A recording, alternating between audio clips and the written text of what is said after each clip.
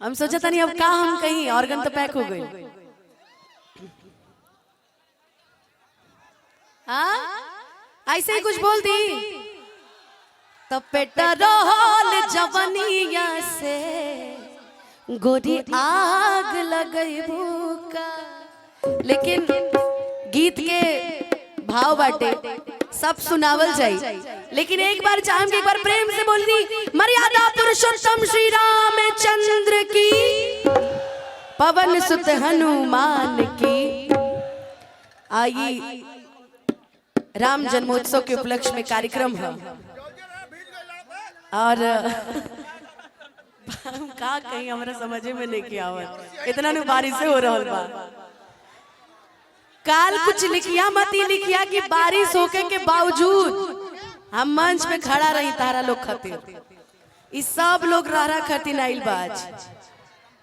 ठीक है कि हमारा प्यार के बदला में बोला का दिल बाड़ू हो,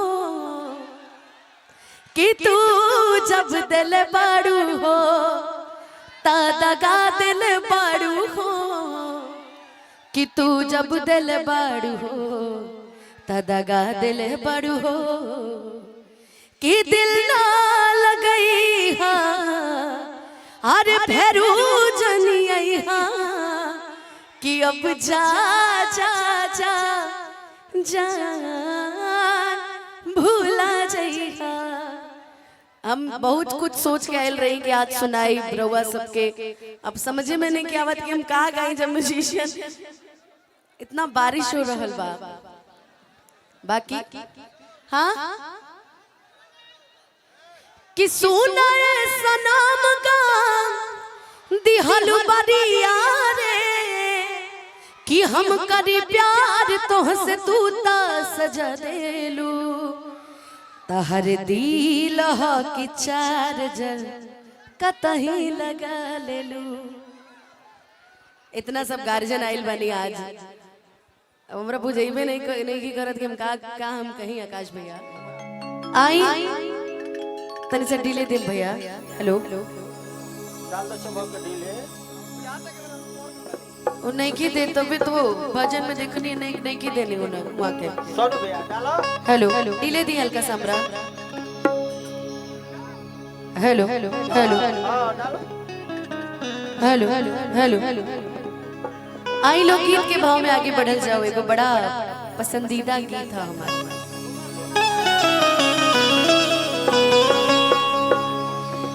कि सांवले सुरतिया मोहनी मुरतिया बड़ा निक लागे उनकर मीठी मीठी बतिया, कि मुस्की पर आजा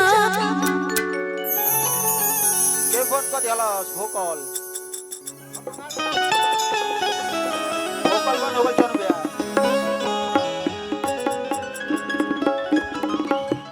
हेलो कि मुस्की पर आजा के लुभा गई कि जैसन सोचल रही हम वैसन सखी रे बर्बाद।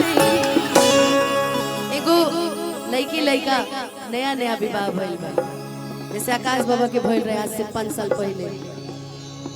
कहल जाला ना कि कभी इश्क करना हो तो सांवले रंग से कीजिएगा, कभी इश्क करना हो तो सांवले रंग से कीजिएगा। ये गोरे आजादी से पहले भी बेवफा थे, आजादी के बाद भी बेवफा, इसीलिए ये गीत बड़ा सटीक बैठता है। कि जैसन सोचले रहनी वैसन पिया मोर बारा। ई सब जितना ऐसा लोग बस सब अपना अपना वाली खातिर वाला खातिर सब लोग अपना मन में सोच ले कि जैसन सोचले रहनी हर वैसन पिया मोर सावर न गोर बारा। जैसन सोचले रहनी वैसन पिया मोर बारा।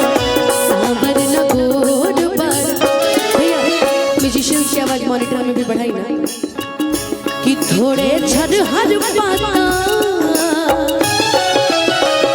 कि थोड़े छर हर पातर मोट थोड़े थोड़े सावर न गोर बारे कि जैसन सुचले रहनी वैसन पियब मोर बारे सावर न गोर बड़े हो बाहो जब देसी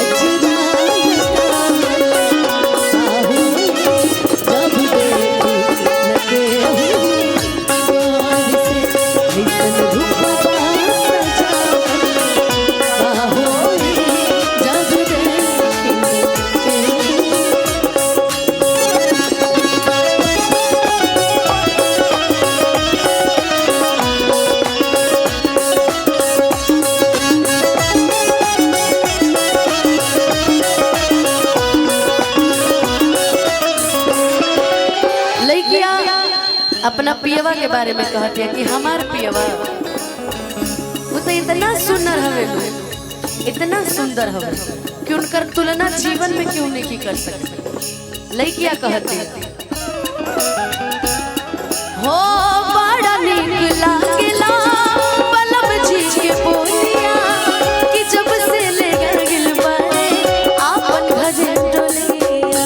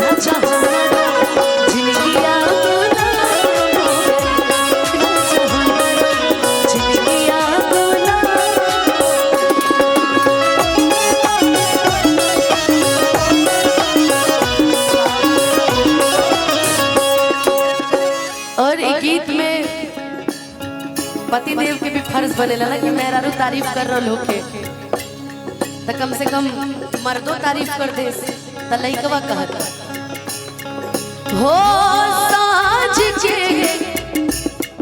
से जारिया पा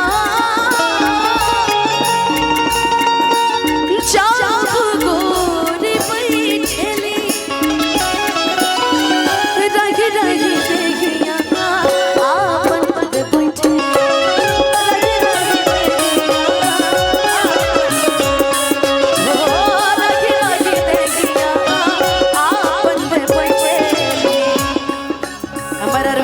हमारे झारखंड के जब वो भी कभी हमने के झारखंड में आइला तो सबसे पहले फोन अरविंद मामा के कल जाए कि बाटे है जुल्म जवानी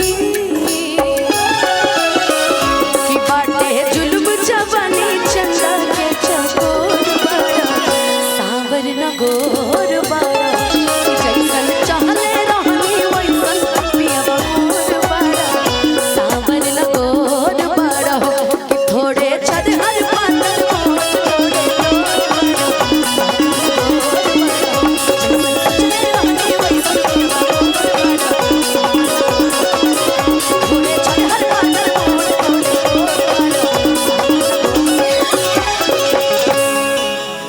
कि जैसन चाहले रहनी वैसन पियबा मोर बड़ा गोर बड़ा। इता हो गई चलती फिरती में गोगी